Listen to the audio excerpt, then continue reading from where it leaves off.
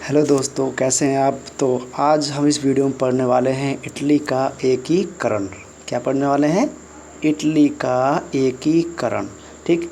इससे पहले की वीडियो जो बनाई थी हमने, उसमें हमने पढ़ा था जर्मनी का एकीकरण किस प्रकार से हुआ था और कौन कौन उसमें मुख्य तत्व रहे थे। ठीक।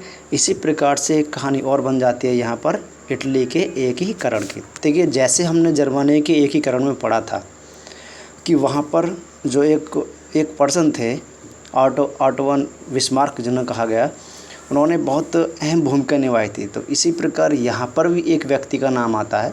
वैसे कईयों ने काम किया था, लेकिन एक व्यक्ति का नाम बहुत ही ज़्यादा आता है और वो है जूसेवे मैत्सिनी। कौन? जूसेवे जो मैत्सिनी थे। ठीक। ऐसे ही आप इस वर्ड को, इस नाम को पहले ही याद रखेंगे। ठीक है ना। चलिए अब आगे चलते हैं। क्या क्या हुआ था इटली के लिए। देखिए, जर्मन की तरह इटली भी राजनीतिक विखंडन का एक लंबा इतिहास था। इसका भी क्या भाई, एक लंबा इतिहास बना हुआ था। अब देखिए किस किस के ये अधीन था। इटली पर जो है वंशानुगत तो शासन होता ही था, लेकिन बहुराष्ट्रीय हैब्सबर्ग साम्राज्य किसके नाम आया है? बहुराष्ट्रीय हैब्सबर्ग साम्राज्य। अब हैब्सबर्ग साम्राज्य को अब हमें आपको दिखाना पड़ेगा। इटली का जो पहले नक्शा, जो मैप है वो देख लेते हैं। देखिए, यहाँ इटली का छोटा सा नक्शा दिया गया है। आप पहले इसको देख लीजिए, ये भी काम का है। अब बात आई है हैब्सबर्ग की, तो चलिए हम आपको दिखाते हैं कौन सा हैब्सबर्ग साम्राज्य कहाँ था, किस प्रकार से था। ठीक। तो देखिए, आप इस मैप में देख पा रहे हैं, ये हैब्सबर्ग एम्पायर जो बना हुआ है, ये सारा हैब्सबर्ग सब जो दिया गया है पूरा यहाँ से यहाँ तक, मतलब ये सारा हैब्सबर्ग साम्राज्य था। ठीक। अब देखिए, क्यों कहा गया कि हैब्सबर्ग साम्राज्य के रूप में ये विखंडित रूप से बना हुआ था। तो देखिए यहाँ पर एम्पायर ऑफ ऑस्ट्रिया भी है, किंग और क्रोएशिया भी है, सर्बिया भी है, बुल्गारिया, ये सारा मिलाकर के कौन सा होता था? ये हैब्सबर्ग होता था। ठीक है। आई थिंक यहाँ तक आपको समझ में आ गया होगा। चलिए अब देखिए आगे चलते हैं। तो क्या दिया गया है चैप्टर में। अब आपने इटली का जो मैप था ये इसको देखा है, और हमने हैब्सबर्ग साम्राज्य को भी आपको दिखा दिया है। तो नाम जो चल रहा था वो किसका चल रहा था? जूसेपे मैत्री का नाम आने वाला है। हैब्सबर्ग को हमने देख लिया मैप में। देखिए अब क्या सिस्टम था भाई। 19वीं सदी के मध्य में इटली 7 राज्यों में बटा हुआ था। कितने राज्य थे? 7 राज्य थे। अब आपको वो 7 राज्य देखिए, हम दिखाते हैं वो 7 राज्य कौन कौन से हैं। यहाँ इटली का जो मैप इस प्रकार से देखिए दिए हैं। इधर सार्डिनिया है, वेनिसिया, लोम्बार्डी, परमा, मोडेना, टस्कनी, ये पेपल है, और सिसिली के ये दोनों नीचे दिए गए हैं। ठीक है ना। इन प्रकार से ये बटा हुआ था। तो अब इनको एकीकृत करना था। बटा हुआ था ये तो चलो ठीक है, लेकिन इन पर भी अलग अलग शासन चलता था। अब वो किस प्रकार से? वो इस प्रकार से चलता था कि जो उत्तरी भाग था उस पर ऑस्ट्रियाई हैब्सबर्ग का शासन था। मैं दोबारा से आपको मैप दिखा रहा हूँ। जो उत्तरी भाग था, यानी ये उत्तरी भाग ऐसे करके किसका था? ऑस्ट्रियाई हैब्सबर्ग का, क्योंकि मैंने आपको हैब्सबर्ग का सारा वो जो नक्शा है मैप वो दिखाया। मध्य भाग जो था वो पोप द्वारा शासित था। मध्य भाग किसके द्वारा? पोप द्वारा शासित था। और जो दक्षिण भाग था यहाँ, वो उसमें थे बूर्बो राजवंश। और ये कहाँ से आ रहे थे भाई? इधर साइड में एक देश था, कौन सा देश होगा इधर? स्पेन। ठीक। तो बूर्बो राजवंश स्पेन की ओर से यहाँ पर शासन कर रहे। तो इस प्रकार इटली जो था शासित था, हैब्सबर्ग साम्राज्य के अंडर आकर के अलग अलग तरह से शासित था। अब देखिए यहाँ किस किस की भूमिका रही, ये इतना तो आपने समझ लिया इटली के मैप में बहुत अच्छी तरह से। अब जो बात आती है, सार्डिनिया पीडमोंट में एक इतालवी राजघराना का शासन था। सार्डिनिया पीडमोंट, देखिए मैं बार बार आपको मैप इसलिए दिखा रहा हूँ कि आपको लोकेशन पता चल जाए। सार्डिनिया ये यहाँ देख रहे हैं, यहाँ पर एकमात्र इतालवी राजघराने का शासन था। मतलब जिनको असली इतालवी कहा जाए, इटली वाले कहा जाए, तो सार्डिनिया में थे। क्लियर यहाँ तक? चलिए, उत्तरी भाग ऑस्ट्रियाई हैब्सबर्ग के अधीन था, मैंने बताया आपको। मध्य भाग मपोप था, दक्षिण भाग में स्पेन के जो बुर्ब राजवंश थे उनका अधीन था। अब देखिए क्या हुआ, इतालवी भाषा ने भी साझा रूप हासिल नहीं किया था और अभी तक उसके विरोध क्षेत्रीय और स्थानीय रूप मौजूद थे। मतलब जो इटली की जो भाषा इतालवी थी उसका पूर्ण रूप से क्या था, एक अधिकार नहीं बना हुआ था, पूर्ण रूप से मान्यकृत नहीं थी।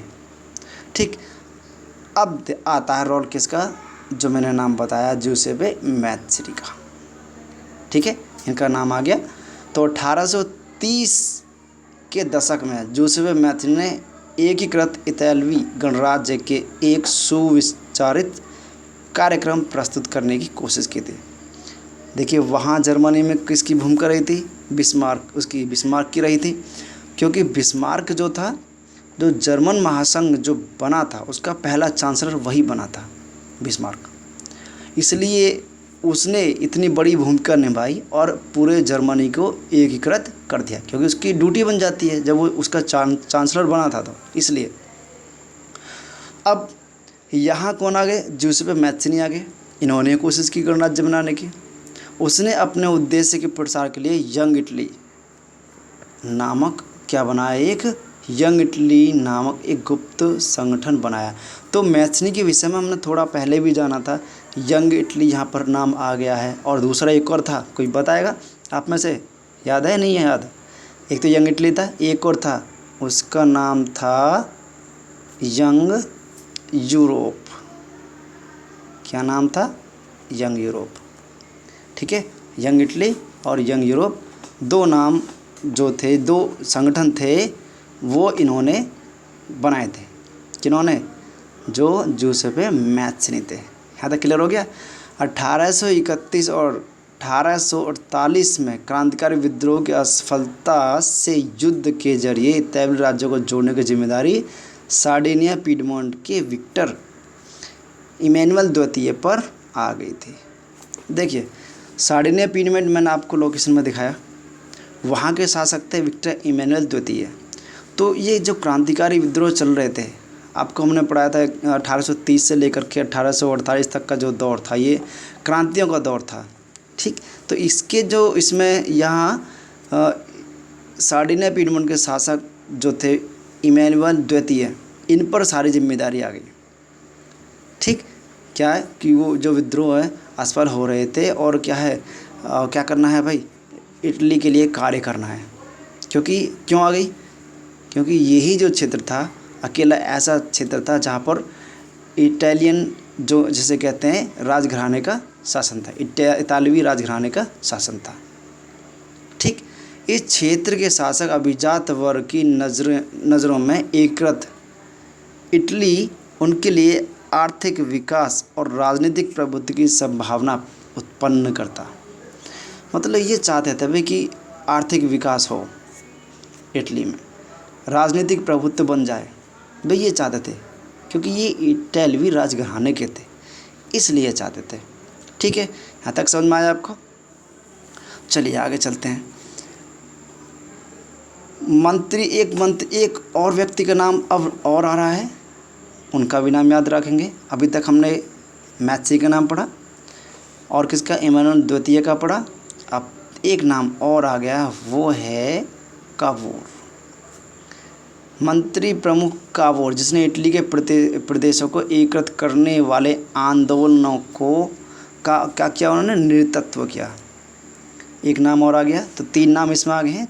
तीसरा नाम ये कौन सा है, कावूर। इनके विषय में पूछा जाता है, तो आप थोड़ा और एक्स्ट्रा जान सकते हैं। ठीक है, कावूर ये ना तो देखो क्रांतिकारी थे और ना ही ये जनतंत्र में विश्वास रखते थे। ठीक है, फिर भी क्या है, ये एकीकृत करने वाले आंदोलनों का क्या है, नेतृत्व कर रहे थे। इतालवी अभिजात वर्ग के तमाम अमीर और शिक्षित सदस्यों की तरह वह इतालवी भाषा से कहीं फ्रेंच बोलता था। देखिए, फ्रेंच बोलता था इसके बाद भी क्या है, ये आंदोलनों का क्या है, नेतृत्व कर रहे थे। ठीक, कुछ तो उन्होंने देखा होगा, कोई तो उद्देश्य रहा होगा। ठीक है, उद्देश्य से ही चलते हैं सभी लोग। अच्छा, अब चलते हैं। ये महाशय क्या है, फ्रेंच बोलना बहुत अच्छी तरह जानते थे। अब फ्रांस से सार्डिनिया पीडमोंट की एक चतुर कूटनीतिक संधि के पीछे इनका ही हाथ आता है।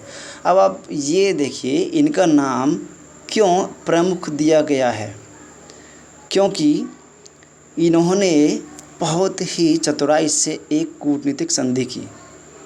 किससे? फ्रांस से। किससे? फ्रांस से।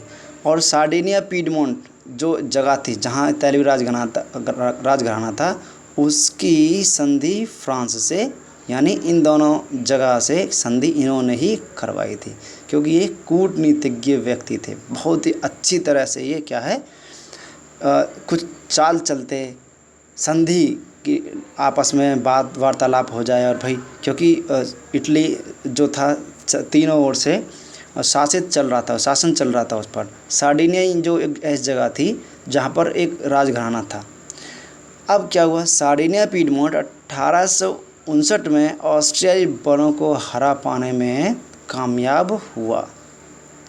तो देखिए, जब हमने बताया कि इटली का जो मैप हमने ऐसे आपको ऐसे करके बताया था ऐसे, ठीक है, सार्डिनिया पीडमोंट आपके यहाँ ऐसे करके, यहाँ उत्तरी भाग में किसका था, ऑस्ट्रियाई जो बल थे, यानी हैब्सबर्ग शासन जो चल रहा था यहाँ पर, ऑस्ट्रिया उसका शासन चल रहा था यहाँ पर। तो 1859 में यहाँ सार्डिनिया पीडमोंट, ठीक है, और इसने इधर फ्रांस था, उससे संधि करवाई काबूर जी ने।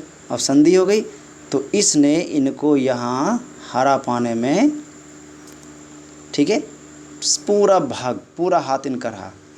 भाई संधि की तो इनको थोड़ा सा सहायता मिल गई, सहायता से इनको हरा दिया। बात समझ में आई ना। अब बाकी बात बचे कौन से, बीच का भाग बचा है और दक्षिणी भाग बचा है। तो यहाँ की अभी कहानी है, आप सुनते जाइए, देखिए। तो अब आगे देखते हैं। नियमित सैनिकों के अलावा जूसेफे गैरिबाल्डी, एक नाम और आ गया भाई, जूसेफे गैरिबाल्डी। देखिए, सबके नाम आप याद रखेंगे तो आपको एक कहानी इटली की ऐसी पता चल जाएगी, आप आराम से लिख सकते हैं, बता सकते हैं। मैथ्सिनी क्या कर रहे थे, काबूर ने क्या किया था, और इमैनुअल द्वितीय जो थे वो कहाँ से कैसे थे। अब गैरिबाल्डी थे, देखिए इनके लिए क्या, इन्होंने क्या सिस्टम किया। जूसेफे गैरिबाल्डी के नेतृत्व में भारी संख्या में सशस्त्र स्वयं सेवकों ने इस युद्ध में हिस्सा लिया और 1860 में वे दक्षिण इटली के 2 सिसिलियों के राज्य में प्रवेश कर गए। अब दिमाग लगाएं जल्दी से, मैं ज़रा एक क्वेश्चन पूछ लूँ आपसे, आपको पता है तो दक्षिणी भाग है उस पर किसका शासन चल रहा था, याद है, मैंने बताया था शुरुआत में ही। तो वहाँ चल रहा था किसका, स्पेन के जो बूरो वंश के जो शासक थे उनका। अब गैरिबाल्डी का जो नाम आता वो इसलिए आता है क्योंकि दक्षिणी भाग में इन्होंने ही सफलता दिलाई थी, इसलिए इनका नाम आता है। काबूर ने उत्तरी भाग में दिलाई, दक्षिणी भाग में ये, ठीक है ना। अब वहाँ क्या है, सेना लेकर भैया प्रवेश कर गए, ठीक। और स्पेनी शासक को हटाने में स्थानीय किसानों का समर्थन भी इनको मिला, ठीक है। और कुल मिलाकर के 1861 में इमैनुअल द्वितीय को एकीकृत इटली का राजा घोषित कर दिया गया।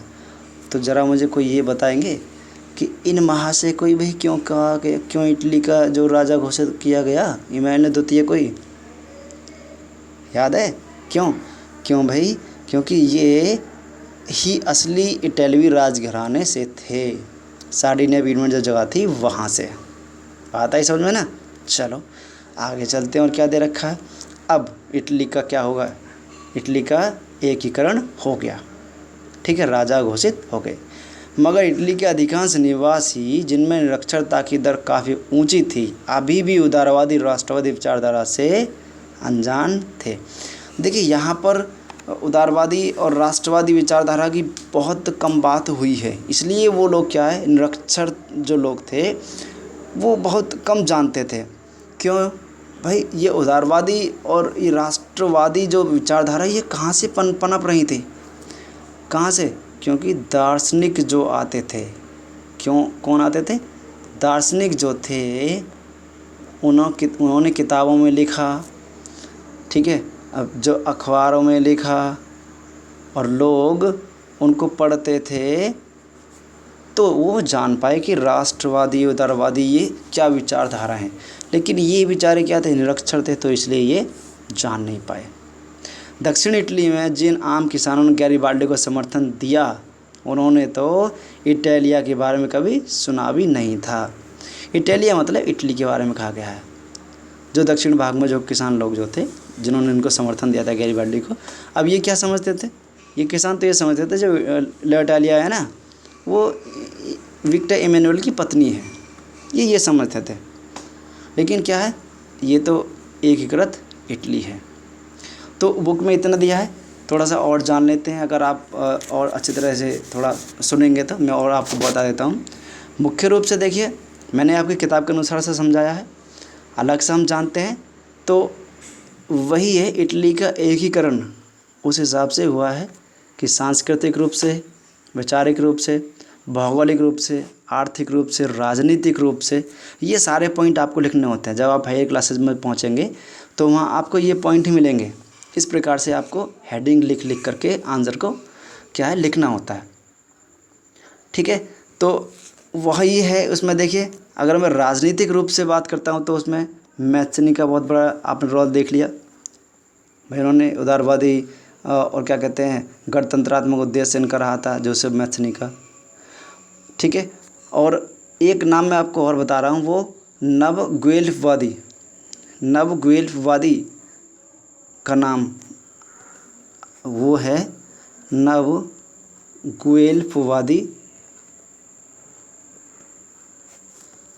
ये क्या है? ये लोग जो थे ये पोप का समर्थन करते। किसका? पोप समर्थन, इसका समर्थन करते थे। पोप मतलब क्रिश्चियनों जो मुख्य जो होता है, ठीक, उसकी बात कर रहे हैं, जिसका समर्थन करते थे। और कुछ उदारवादी जो थे वो संवैधानिक राजतंत्र का समर्थन करते थे। तो इस प्रकार इसमें जो था ये राजनीतिक रूप से काम चल रहा था। आर्थिक रूप से आपने देखा है, आर्थिक रूप से किसने काम किया था? काबूर जी ने काम किया था, ठीक। उससे क्या कहते हैं जो संधि की थी, ठीक, क्योंकि कूटनीतिज्ञ थे बहुत अच्छे, इस वजह से। भौगोलिक रूप से देखिए, भौगोलिक रूप से 1815 के बाद में वही कहानी आपको फिर से दोहरा दी जाती है। कौन सी? जो फ्रांस का जो एकीकरण के लिए क्या था, फ्रांस के जो नेपोलियन थे, उन्होंने जो 300 राज्यों को मिला करके 39 राज्य बनाए। उसके बाद में जो उनके नेपोलियन के जो जीजा थे, मूरत करके थे, उनका नाम मैं बता रहा हूँ आपको, उन्होंने भी एकीकरण का जो थोड़ा सा बढ़ावा दिया। और वियना की संधि भी वहाँ कहीं ना कहीं कुछ भाग इसमें आ जाती है। तो इस प्रकार से अगर आप सांस्कृतिक रूप से भी हम देख लेते हैं थोड़ा सा, तो कुछ विचार ऐसे रहे बुद्धिजीवियों के, जो विचार रहे, कुछ संस्कृतियाँ उनकी ऐसी रही जिन्होंने उसको एक साथ मिलाने में काम बहुत अच्छी भूमिका निभाई। तो इस प्रकार से हम देख लेते हैं कि जो इटली का पूर्ण रूप से एकीकरण हो गया, और जो यहाँ के राजा कौन बनाए गए? विक्टर इमैनुअल द्वितीय, ठीक है ना। अब आपको अच्छी तरह से ये समझ में आ गया होगा। इटली के भाग देखिए दे रखे हैं, आप देख सकते हैं। देखिए इसके जो कुछ राज्य हैं अलग अलग, लोम्बार्डी, वेनेशिया, परमा, मोडेना, टस्कनी, पैपल, सिसिलियन राजतंत्र ये दे रखा है नीचे इनको, ठीक। सार्डिनिया इधर है और इस प्रकार से है, ठीक। ये एकीकरण से पूर्व इटली के राज्य 1858 दिए गए हैं, ठीक है ना। अच्छा, और यहाँ पर जो दिया गया है ये इस प्रकार से एकीकरण हुआ है। इसमें जो है सन दे रखा है कि 1858 में यहाँ, ठीक है, 1866 में इधर, 1870, ठीक, और 1860, ठीक है, 1858। ये इस प्रकार से एकीकरण के बाद ये इटली के राज्य दिखाए गए हैं। आई थिंक पूरा चैप्टर जो पूरा टॉपिक है आपको अच्छी तरह से समझ में आ गया होगा। नेक्स्ट हम पढ़ेंगे नेक्स्ट वीडियो में ब्रिटेन की अजीब दास्तान। ब्रिटेन भी इसी प्रकार से एकीकरण हुआ, ठीक है ना, उसको पढ़ेंगे नेक्स्ट वीडियो में। ठीक है, धन्यवाद।